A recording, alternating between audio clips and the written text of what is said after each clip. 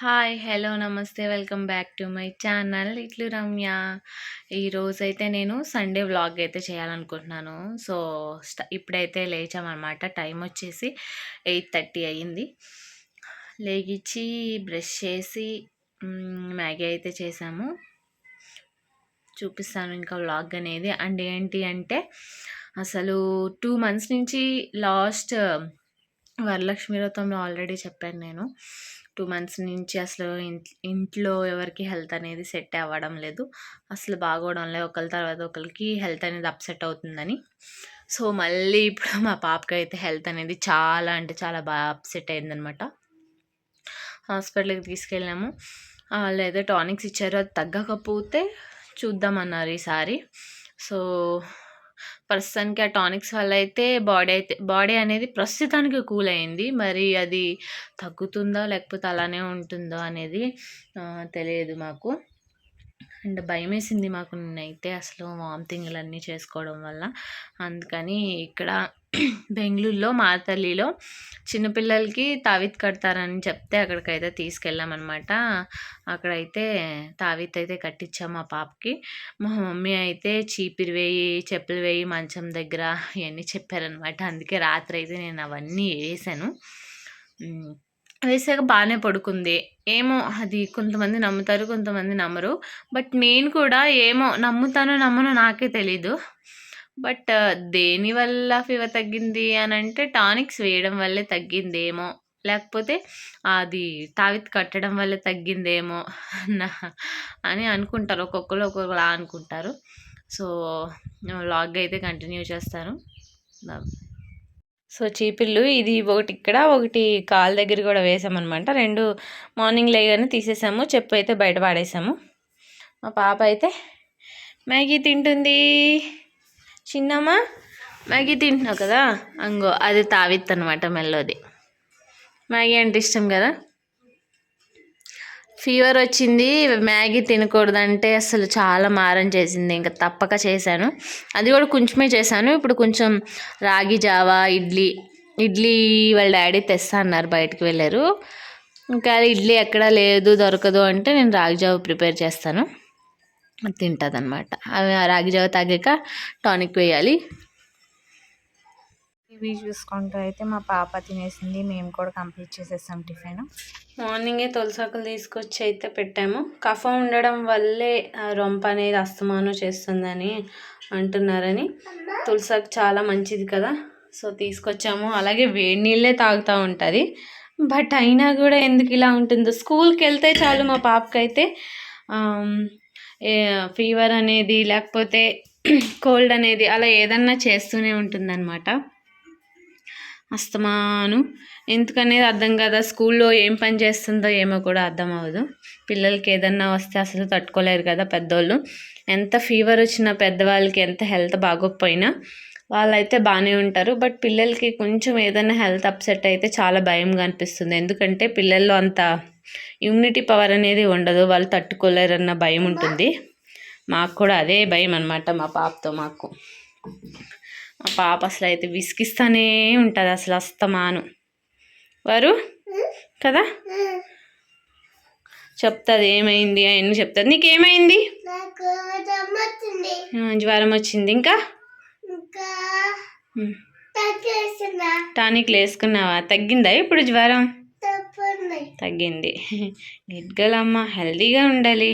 ఒక 2 మంత్స్ నుంచి అయితే అసలు ఎందుకు ఇలా అస్తమాను హెల్త్ అనేది అప్సెట్ అవుతుందో మాకే అర్థం కావట్లేదు. వేద్దామని చెప్పి పప్పు అండ్ రవ్వ అయితే నానబెట్టేశాను.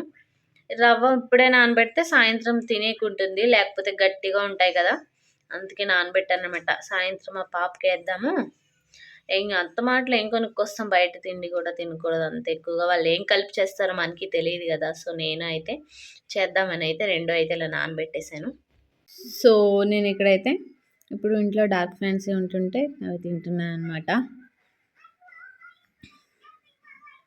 క్రేవింగ్ వచ్చింది. సండే అయితే నాకు నచ్చినవి ఏదన్నా తింటూ ఉంటాను. ఎక్కువ తిన్ను కానీ తక్కువ తింటాను.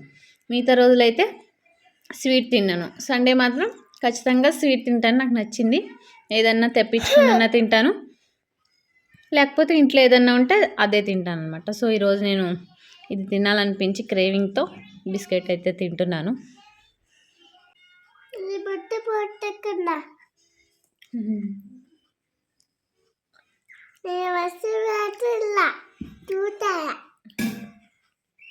ఇలా సరదాగా ఉయ్యాలు ఊక్కుంటూ నచ్చింది తింటూ ఉంటే బాగుంటుంది కదా.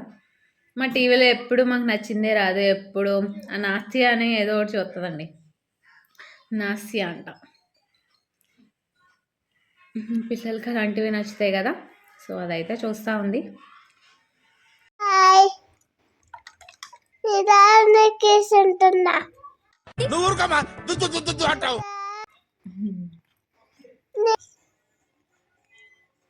నైట్ వామిటింగ్ చేసుకుంది, అవన్నీ అయితే వాష్ చేసి అక్కడైతే ఆరేసాము.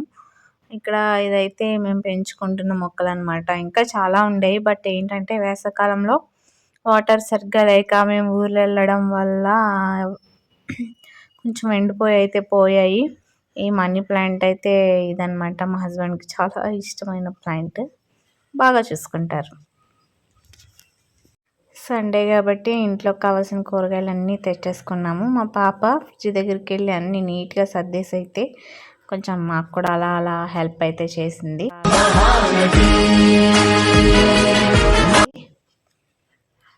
టమాటోస్ అన్నీ తీసుకొచ్చి ఒక దాంట్లో వేస్తుంది అనమాట. అలాగే మా వారిని ఇంకా అంత గుడ్గా ఉంటుంది అసలు. బావా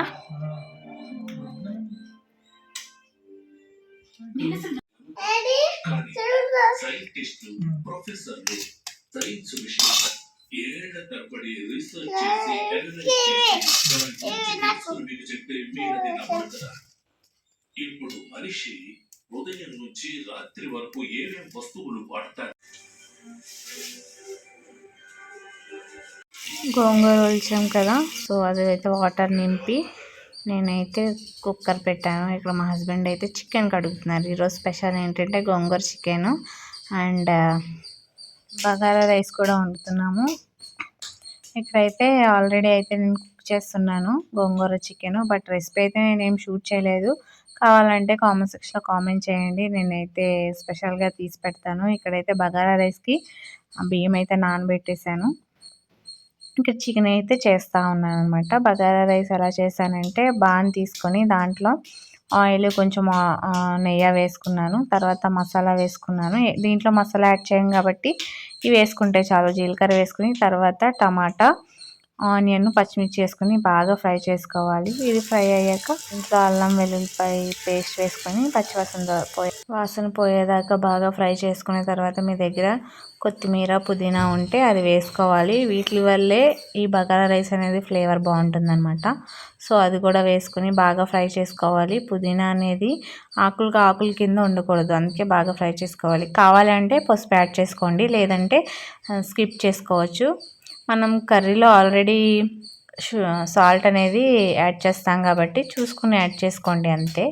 తర్వాత మనం నానబెట్టుకున్న బియ్యాన్ని వేసుకొని బాగా మిక్స్ చేసుకొని ఒక గ్లాస్కి 2 గ్లాసుల కింద అయితే వాటర్ తీసుకోవాలి. తీసుకొని నేనైతే మూత పెట్టేశాను. అది ఉడికే లోపల అయితే ఇక్కడ చికెన్ కర్రీ అయితే ఓపెన్ చేసి చూసాను, ఇంకా అవ్వలేదు. చికెన్ అయితే ఆ రోజు చాలా లేట్గా అయితే అయింది. ఇక్కడ బగారా రైస్ కూడా అవుతూ ఉంది. ఫైనల్లీ అయిపోయింది. చాలా టేస్టీగా ఉంటుంది. ఎప్పుడన్నా కర్రీలో పలావ్, బిర్యానీ అలా కాకుండా ఇలా చేసుకుని అయితే ట్రై చేయండి, చాలా టేస్టీగా అయితే వస్తుంది. వేడి బగారా రైస్ ఇలా పెట్టుకొని 2 చికెన్ ముద్దలు వేసుకొని తింటే సూపర్ ఉంటుందమ్మా. వేడి వేడి చికెన్, గోంగూర చికెన్ సూపర్.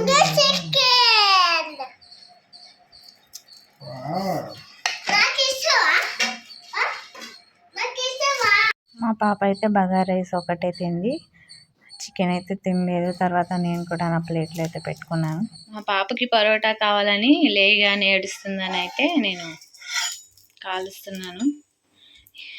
తిప్పడం ఎవరు తిప్పుతున్నారో మీకు తెలుసా? వరుణిక. వావమ్మా, ఇప్పటి నుంచే మా వరుణిక అన్ని వంటలు నేర్చేసుకుంటుంది కదా, చేసుకుంటుంది. తను తినడానికి తనే ప్రిపేర్ చేసేసుకుంటుంది కదా. తిప్పు దాన్ని, ఎలా తిప్పాలి చెప్పనా? కాబట్టి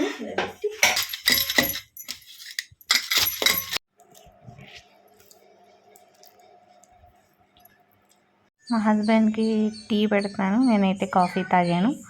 ఇక్కడ సోంపాపిడి అయితే తినేసి టీ అయితే తాగేసాను. ఆ తర్వాత వీడియో తీయలేదు. వీడియో అయితే ఇదే. బాయ్.